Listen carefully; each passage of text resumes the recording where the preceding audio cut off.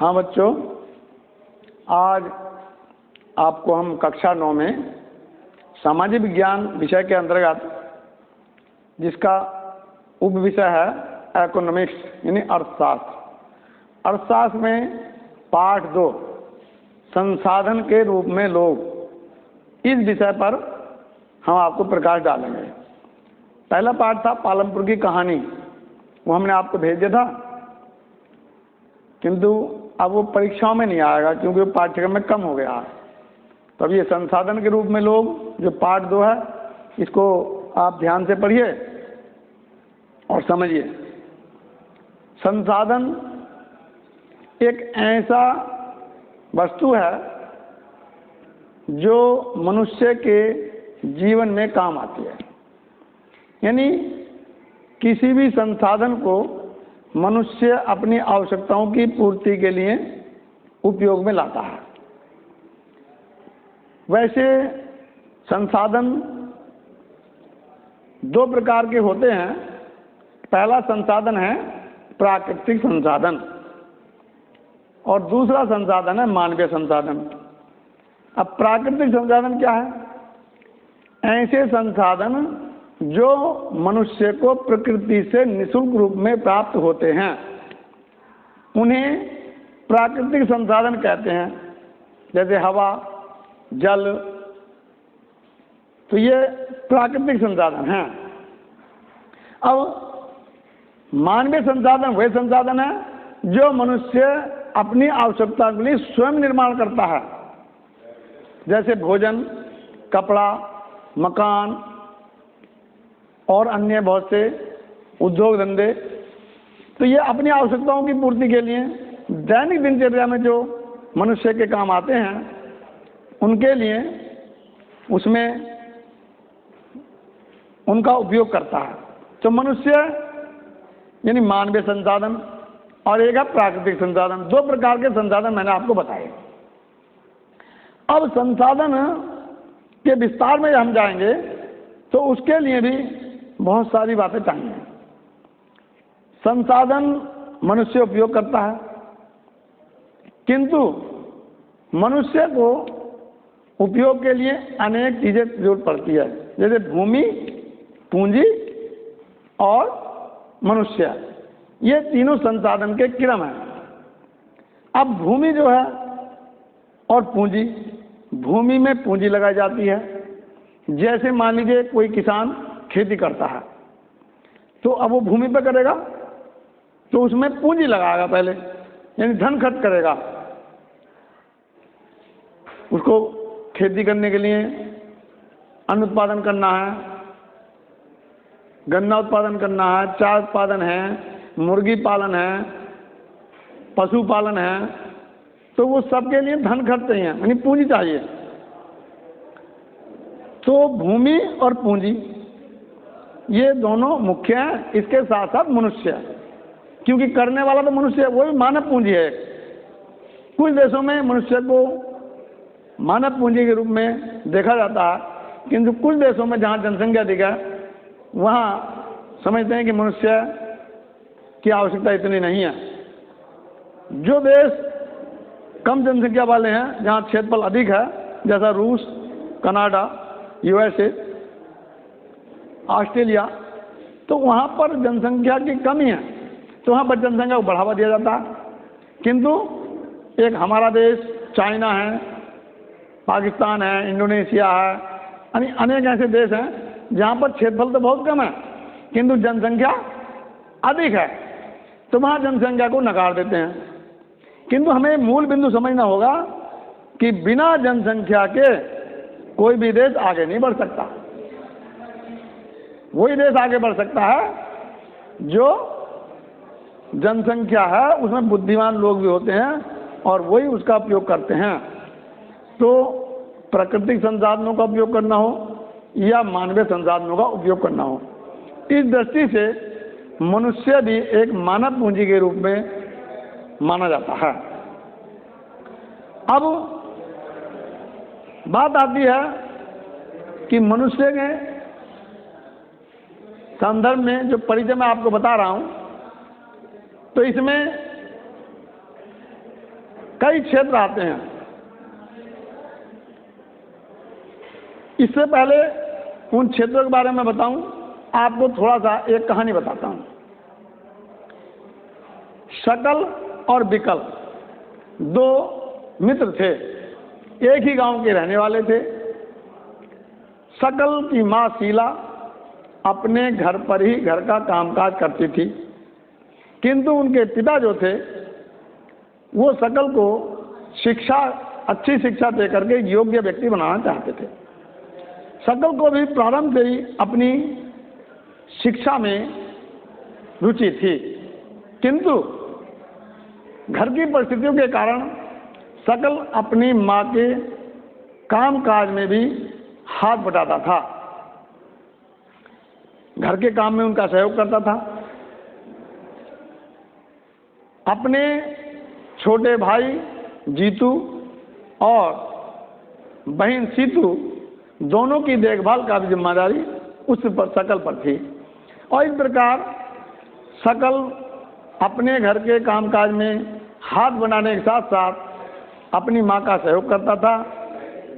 उसके पिताजी ने उस बच्चे को स्कूल में पढ़ाया, उसे अच्छी डिग्रियां प्राप्त कराईं, कंप्यूटर की शिक्षा दी। बाद में शकल को योग्यता के आधार पर एक फर्म में नौकरी मिल गई और जिससे कि उसे अच्छा वेतन मिलने लगा। तो ये उसकी शिक्षा का परिणाम था। किंतु दूसरी तरफ जो बिकल लड़का था वो भी उसी गांव का था और उसी के घनिष्ठ मित्र था। उसके पिताजी मछलियां पकड़ने का काम करते थे। जब बिकल 2 वर्ष का था उसके पिता का देहांत हो गया, यानी उसके पिता की मृत्यु हो गई। अब उसकी माँ जो थी वो मछलियां मंडी से लाती और बाजार में बेचती थी और अपना घर का पालन पोषण करती थी। धीरे धीरे काम चलता गया, किंतु कुछ दिनों के बाद उनकी माता भी स्वर्गवास हो गई। तब बिकल ने भी मछलियां बेचकर ही अपना काम प्रारंभ किया और उसे कहीं नौकरी नहीं मिली। इस प्रकार उसमें और बिकल में, दोनों में कितना बड़ा अंतर हुआ। यानी एक ने शिक्षा ग्रहण करके अच्छी नौकरी प्राप्त की, दूसरा शिक्षा ग्रहण नहीं कर सका। उसके माँ को गठिया का रोग हो गया तो वो उसके इलाज के लिए पैसे नहीं थे। बाद में उसका जो पुत्र था, माँ मरने के बाद पुत्र भी मछलियाँ बेचने का काम करने लगा। उसमें उसे इतनी पैसे नहीं मिले जिससे कि उसे घर तक अच्छा चल सका था। तो ये मैंने 2 कहानी शकल और बिकल दोनों मित्रों की आपको सामने बताई, यानी किस प्रकार से शिक्षा हमें आगे बढ़ा सकती है, शिक्षा के द्वारा हम कैसे आगे बढ़ सकते हैं, ये इससे हमें पता लगता है। अब हम आगे चलते हैं तो इससे अगला पॉइंट है जनसंख्या की गुणवत्ता। इसमें आता है शिक्षा, स्वास्थ्य और उसके क्षेत्र। तो जनसंख्या जिस देश में अधिक होगी वह मानव पूंजी के दृष्टि से मजबूत माना जाएगा। मान लीजिए हम एक बात आपको बताना चाहते हैं कि मनुष्य एक ऐसा व्यक्ति है, मतलब मनुष्य, मानव पूंजी एक ऐसी है कि वो अन्य पूंजियों जितनी भी पूंजी होती है, भूमि है, धन है या कारखाने हैं या अन्य क्षेत्र में जो काम है, उन सबको मनुष्य के द्वारा किया जाता है। बिना मानव पूंजी के वो सारे जो थी पूंजियां बेकार हैं, क्योंकि उनका कोई उपयोग नहीं है। इसलिए सारी पूंजियों का उपयोग मनुष्य करता है, मानव पूंजी। तो मनुष्य सबका उपयोग करता है, मनुष्य के द्वारा ही उपयोग किया जाता है और मनुष्य सबका निर्माण भी करता है वस्तुओं का, और जो प्राकृतिक है वो तो निःशुल्क मिल जाती हैं, किंतु उनका भी मनुष्य ही उपयोग करता है। जैसे जल का उपयोग करता है, वायु का उपयोग करता है, सभी प्राणी करते हैं, किंतु मनुष्यों को सबसे बुद्धिमान माना गया है। और इस प्रकार से सभी पूंजियों का उपयोग में मनुष्य सर्वश्रेष्ठ है, इसलिए मानव पूंजी को सर्वश्रेष्ठ स्थान दिया गया। इसलिए इस पाठ का नाम भी रखा गया संसाधन के रूप में लोग। इन संसाधन तो बहुत हैं। अब संसाधन में चलते हैं हम।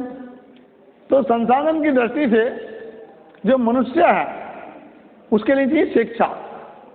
जैसे मैंने आपको उदाहरण दिया, अच्छी शिक्षा के द्वारा ही मनुष्य आगे बढ़ सकता है। वह बड़े से बड़ा काम कर सकता है। उसकी बुद्धि शिक्षा के द्वारा ही विकसित होती है और वो बड़े से बड़े काम करता है। आपने देखा छोटी सुई से लेकर और बड़ी बड़ी मशीनों तक, पानी के जहाज तक, या चंद्रमा पर लोग पहुंच गए, मंगल ग्रह पर पहुंचने की कल्पना कर रहे हैं, अनेक कृत्रिम उपग्रह बनाए छोड़ दिए जो बिना मनुष्य के रोबोट द्वारा जा रहे हैं। तो ये सब मनुष्य की बुद्धि का विकास है और ये सब शिक्षा के द्वारा है। तो शिक्षा एक मानव पूंजी का महत्वपूर्ण अंग माना जाता है। जिस देश में अच्छी शिक्षा प्राप्त होगी मनुष्यों को, वह देश हमेशा आगे बढ़ेगा, और जिस देश में शिक्षा का अभाव है वो पीछे रह जाता है। तो आजकल जितने विकसित देश हैं उनमें शिक्षा और स्वास्थ्य पर बहुत विशेष जोर दिया गया है, क्योंकि कहा है कि अच्छे शरीर में ही अच्छा मस्तिष्क निवास करता है। A sound mind is a sound body. तो स्वस्थ शरीर में स्वस्थ मस्तिष्क निवास करता है, और जब स्वस्थ मस्तिष्क होगा तो अच्छे विचार आएंगे, और अच्छे विचार आएंगे तो हम नई नई चीज़ों का निर्माण करेंगे, और हमारे जो कल्पनाएं हैं, जो विचार हैं, वो नए नए आएंगे, उन पर हम काम करेंगे और हमें अधिक जानकारी प्राप्त होंगी। हम आगे बढ़ेंगे, हम स्वयं तो बढ़ेंगे किंतु दूसरों को भी शिक्षा देंगे हम। इसीलिए जो विकसित देश हैं वो बुद्धिमान लोग वहाँ रहते हैं, शिक्षित लोग रहते हैं, उनका स्वास्थ्य हमेशा सही रहता है, और उनसे जो विकासशील देश हैं वो भी सीखते हैं। विकसित देशों की जो श्रेणी में लोग आते हैं उनमें प्रति व्यक्ति राष्ट्रीय आय अधिक होती है, वहाँ के व्यक्तियों का खान पीन अच्छा होता है, और वहाँ पर स्वास्थ्य की भी विशेष ध्यान रखा जाता है। समय पर नाश्ता, समय पर भोजन, समय पर सभी स्वास्थ्य के लिए आवश्यक वस्तुएं और उनका प्रयोग करना ये आवश्यक है। हमारा देश अभी एक विकसित देश नहीं है, विकासशील देश की श्रेणी में आता है, किंतु धीरे धीरे अब हमारा देश भी विकसित श्रेणी में, यानी अभी अल्प विकसित है, विकसित श्रेणी की ओर जा रहा है। शिक्षा के क्षेत्र में, विज्ञान के क्षेत्र में, प्रौद्योगिकी के क्षेत्र में, अनेक क्षेत्रों में नए नए काम कर रहा है, नई नई खोजें कर रहा है। और हमारे देश के जो वैज्ञानिक हैं वो हमारे देश में नहीं, विदेशों में जाकर भी, यानी पैसे के लिए विदेशों में चले जाते हैं, क्योंकि हमारा देश उन्हें पारिश्रमिक नहीं दे पाता और विदेशों में उन्हें ज़्यादा पैसा मिलता है, तो वो अपने ज्ञान को बेच देते हैं, यानी वो अपने लालच में, पैसे लालच में वहाँ चले जाते हैं। फ्रांस में, जर्मनी में, कनाडा में, यूएसए में, ब्रिटेन में, इन सब में हमारे देश के वैज्ञानिक काम कर रहे हैं। और यहाँ तक कि यूएसए या ब्रिटेन जैसे देशों में तो हमारे देश के लोग बड़े बड़े ऊंचे पदों पर पहुंच गए हैं, वहाँ की नागरिकता प्राप्त करके वहाँ की राजनीति में प्रवेश कर लिया।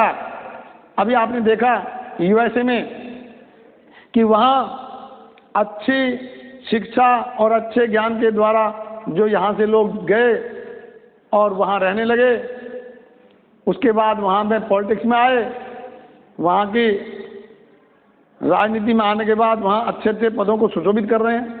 यूएसए में अभी फिलहाल में उपराष्ट्रपति पद के लिए उम्मीदवार हमारे भारत की रहने वाली हैं, कर्नाटक की, और उनके जो हस्बैंड हैं वो अमेरिका के रहने वाले हैं, और वो राष्ट्रपति पद के उम्मीदवार हैं जो डोनाल्ड ट्रंप के साथ विरोध में लड़ रहे हैं। आने वाले चुनाव में वो शिकस्त दे सकते हैं। अब ऐसे ही जो ब्रिटेन में चुनाव हुआ था पीछे, वो भी भारतीय मूल के थे, तो जिन्होंने भारत के सहयोग का वचन दिया था। तो इसी प्रकार से अनेक देशों में हमारे देश के लोग जाकर रहे, वहाँ की नागरिकता ले ली भले ही, किंतु हमारे यहाँ के रहने वाले थे और उन्हें अपने देश का नाम रोशन कर रहे हैं। ठीक इसी प्रकार से जैसे हम शिक्षा ग्रहण करते हैं, अच्छी शिक्षा से हम आगे बढ़ते हैं, वैसे ही अच्छे स्वास्थ्य से भी आगे बढ़ते हैं। अब जिस देश में जनसंख्या अधिक है, जैसे हमारे देश में जनसंख्या इतनी अधिक है कि जितना मनुष्य को कैलोरी ऊर्जा प्रतिदिन चाहिए भोजन से, उतना स्वादिष्ट भोजन, उतने भर मात्रा में भरपूर भोजन नहीं मिलता। फल भी चाहिए रोजाना, किंतु फल रोजाना नहीं खा सकता, महंगाई बहुत है। एक ही परिवार में जनसंख्या अधिक है, आमदनी कम है, प्रति व्यक्ति राष्ट्रीय आय कम है, तो प्रति व्यक्ति मासिक आय भी व्यक्ति की कम है। और वो खाने वाले अधिक हैं, तो आमदनी अठन्नी खर्चा रुपया उस वाली बात चल रही है। तो हम उतना स्वास्थ्य इसलिए नहीं रह सकते क्योंकि हमें उतनी भरपूर मात्रा में कैलोरी ऊर्जा प्राप्त नहीं होती जितनी प्रति व्यक्ति होनी चाहिए, एक दिन में मिलनी चाहिए। उतना हम भोजन नहीं लेते, फल नहीं ले पाते, रोजाना जूस नहीं पी पाते। मतलब एक व्यक्ति जा रहा गरीब इंसान और देख करके दुकान पर उसका मन तो कहता है कि मैं ये खा लूँ, फल भी ले लूँ, केले ले लूँ या मीठा खा लूँ, रबड़ी खा लूँ, किंतु उसकी जेब में जब देखता है तो पैसे नहीं होते, इसलिए मन मार के अपना रह जाता है और आगे बढ़ जाता है। तो अब इस प्रकार से हमारे देश में एक व्यक्ति जो भोजन ग्रहण करता है, यूएसए का एक व्यक्ति एक दिन में उसका 8.5 गुना ग्रहण कर लेता है। यानी एक दिन में सारा टोटल खाने में जो सामग्री प्राप्त होती है, मान लीजिए हमारे देश में 1 किलो एक दिन में ग्रहण करता है। 1 किलो आटा, दाल, चावल, फल वल सब चीज़ लगा के 1 किलो ग्रहण करता है पानी को छोड़कर। तो उस 1 किलो को एक दिन में खा पाता है, वो मिलता इतना उसे भरपूर मात्रा में मिल नहीं पाता, खाना चाहता। किंतु यूएसए में देखते हैं तो उसकी 8.5 गुना यानी 8.5 किलो एक दिन में ही खा लेता है। हमारे देश से वहाँ खान पीन कितना अच्छा और कई गुना अधिक है, इसलिए वहाँ के लोग भी हष्ट-पुष्ट होते हैं। जब हमारे देश के प्रधानमंत्री या राष्ट्रपति वहाँ जाते हैं तो उन वहाँ के लोगों के सामने बौने साबित हो जाते हैं, बहुत छोटे लगते हैं। तो इसीलिए हमारे देश में स्वास्थ्य पर भी विशेष ध्यान देना होगा। हमारी सरकार इस समय स्वास्थ्य पर भी ध्यान दे रही है और शिक्षा पर भी ध्यान दे रही है। बस बात है जागरूकता होने की। तो जागरूक कौन हो सकता है? जो शिक्षा होगा, शिक्षित व्यक्ति होगा वो जागरूक जल्दी हो जाता है, जो अशिक्षित होगा वो जल्दी जागरूक नहीं हो पाता। इसलिए सबसे पहला काम है शिक्षित होना। 1951 की तुलना में जहां हमारे देश में 1951 में 18% लोग शिक्षित थे, जहां 2011 में 74% लोग शिक्षित हो गए। तो शिक्षा का ग्राफ बढ़ता चला जा रहा है। अब 2021 की जो जनगणना थी वो 20 में होनी थी, किंतु ये कोरोना के चक्कर में अभी वो जनगणना नहीं हो रही है, तो वो पीछे जा रही है। किंतु 2021 की जनगणना जब होगी तो निश्चित रूप से हमारे देश में जो साक्षरता दर होगी वो 80% से ऊपर पहुंचेगी। इसी प्रकार से स्वास्थ्य के क्षेत्र में भी जन्म से ही बच्चे को, गर्भावस्था से ही टीके लगना, महिलाओं को टीके लगना, उसके बाद बच्चे के पैदा होने के बाद भी टीके लगना, अनेक बीमारियों की जड़ मिटाने के लिए ऐसा कदम सरकार उठा रही है। खाने पीने के लिए भी कोरोना जैसे काल में जो लोग भूखे हैं, जिनकी रोजी रोटी छिन गई है, उनके लिए भी राशन की व्यवस्था सरकार कर रही है। तो सरकार अपनी ओर से कोई कमी नहीं छोड़ रही है। बात है व्यक्ति के जागरूक होने की। तो इस प्रकार से व्यक्ति अपना स्वास्थ्य और शिक्षा पर विशेष ध्यान दे करके आगे बढ़ सकता है। ये इससे आगे हम देखते हैं तो मनुष्य के लिए, तो बच्चों अब हमने आपको बताया था कि स्वास्थ्य और शिक्षा के बारे में। अब हम आगे चलते हैं कि इसके प्रकार चलते हैं। सभी कार्यों को जो भी मनुष्य करता है उनको 3 क्षेत्रों में बांटा गया है। पहला है प्राथमिक क्षेत्र, दूसरा द्वितीयक क्षेत्र और तीसरा तृतीयक क्षेत्र। 3 क्षेत्रों में इनको बांटा गया मनुष्य के कार्यों को। अब वो कौन कौन से काम किस किस क्षेत्र में है उनके संदर्भ में बताता हूँ। कृषि, वानिकी, पशुपालन, मुर्गी पालन, मत्स्य पालन, ये जो क्षेत्र हैं ये प्राथमिक क्षेत्र में दर्ज किए गए हैं। इनको प्राथमिक क्षेत्र के अंतर्गत माना गया है। द्वितीयक क्षेत्र में विनिर्माण उद्योग को रखा गया है। द्वितीयक क्षेत्र में विनिर्माण उद्योग को रखा गया है, यानी उद्योग धंधे जिसमें कच्चे माल से वस्तु दूसरे रूप में परिवर्तित करके और नई वस्तु बन जाती है। ऐसा कहाँ होता है? जैसे चीनी फैक्ट्रियों में गन्ना जाता है तो गन्ने को कच्चा माल मानते हैं और उससे पिलाई के बाद रस निकलता है। रस के बाद उसे गर्म करते हैं बोलों में, अनेक केमिकल्स डालते हैं सफाई के लिए और उससे फिर साफ होकर दाना बन जाता है और वो चीनी बन जाती है। तो वो नया रूप हो गया, ये विनिर्माण उद्योग हुआ। इसी प्रकार से हमारे पास कपास है यानी रुई, जो पेड़ से प्राप्त होती है, और उसके बाद उस रुई को मशीनों में उसको धागा बना देते हैं, और धागा बनाने के बाद उसका मशीनों से कपड़ा बन देते हैं। तो उसका रूप परिवर्तित हुआ, कहाँ रुई था और कहाँ कपड़ा आ गया हमारे पास। तो इस प्रकार से विनिर्माण उद्योग को द्वितीयक श्रेणी में रखा गया, जहाँ पर कच्चे माल से वस्तुएं परिवर्तित होकर के नया रूप धारण कर लेती हैं। ऐसे विनिर्माण उद्योग को हम द्वितीयक क्षेत्र में रखते हैं। अब तीसरा आता है तृतीयक क्षेत्र। तो तृतीयक क्षेत्र वो क्षेत्र है जो इन प्राथमिक और द्वितीयक क्षेत्रों की सहायता के लिए लगाया गया है। ऐसा क्षेत्र है परिवहन, बैंकिंग। परिवहन का मतलब एक स्थान से दूसरे स्थान को ले जाने के लिए विनिर्माण उद्योग में काम आता है बहुत ज़्यादा, सामान को इधर से उधर ले जाना, फैक्ट्री तक ले जाना।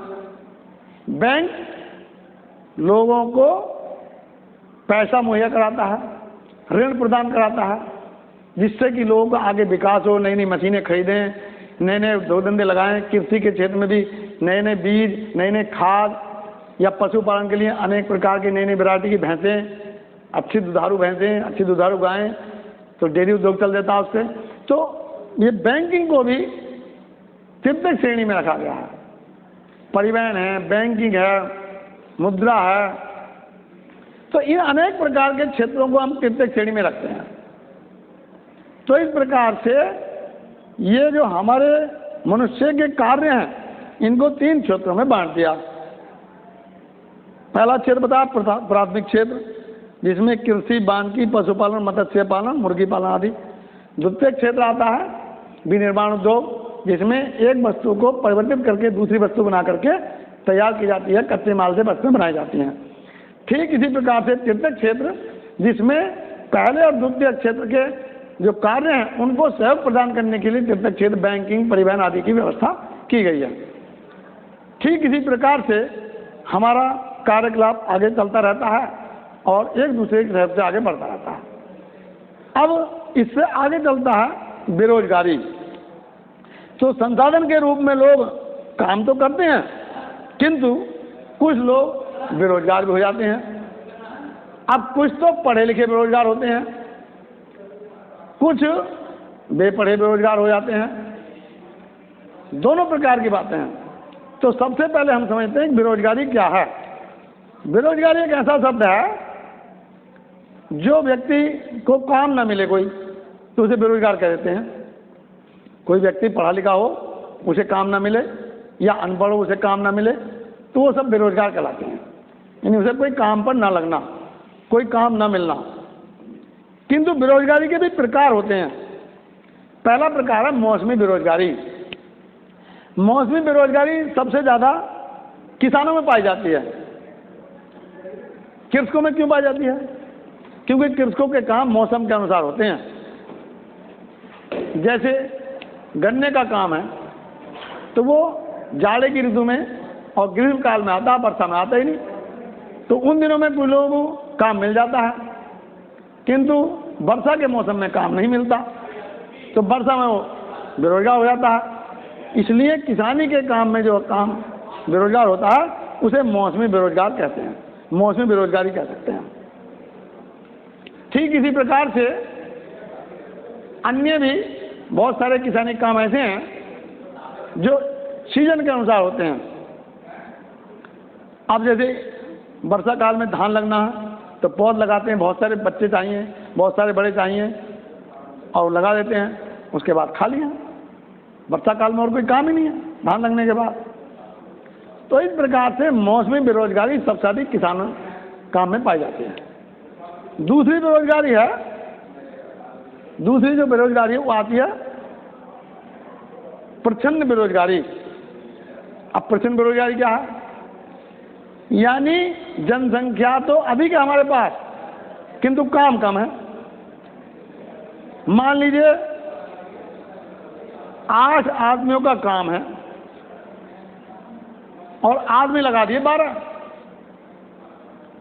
तो उस काम को 8 आदमी कर सकते हैं, किंतु 12 आदमी लगाने के बाद वो काम जितनी उनकी क्षमता है उससे कम करेंगे। सब क्षमता का उपयोग नहीं करेंगे, क्योंकि वो सोचेंगे कि हमारी संख्या तो ज़्यादा है, बढ़ता बढ़ता काम होगा, आराम से हो जाएगा।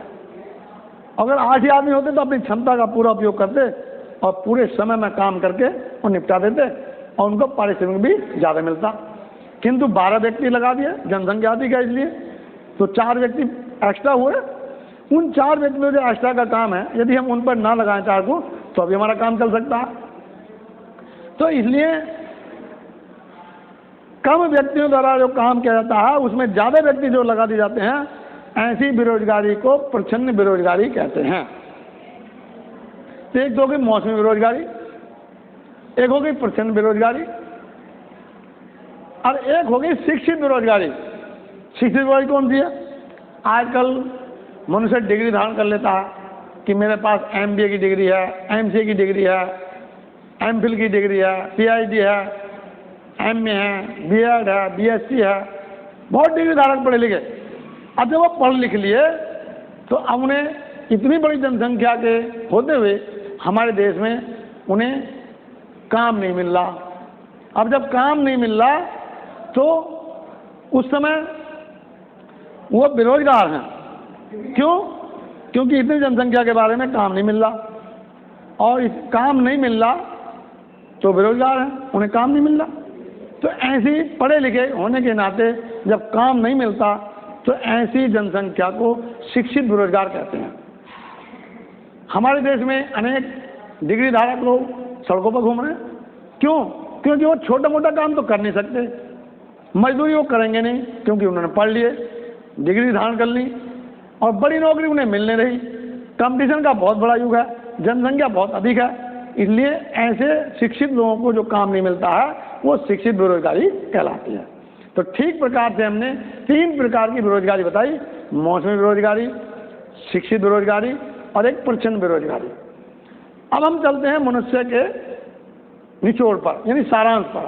सारांश हमें यह मिलता है इस पाठ से, संसाधन के रूप में लोगों को पाठ से हमें सारांश ये मिलता है, यानी ये कहानी से शिक्षा मिलती है कि लोगों को अपने कार्य के प्रति सचेत रहना चाहिए और मनुष्य को अपनी आवश्यकताओं के लिए जो उसकी पूंजियां हैं, चाहे वो धन की पूंजी है, चाहे भूमि की पूंजी है, उनको लगाते रहना चाहिए, अपने मस्तिष्क का विकास करते रहना चाहिए, शिक्षा के द्वारा आगे बढ़ते रहना चाहिए और अपने स्वास्थ्य का विशेष ध्यान देना चाहिए, तभी हम सफल हो सकते हैं।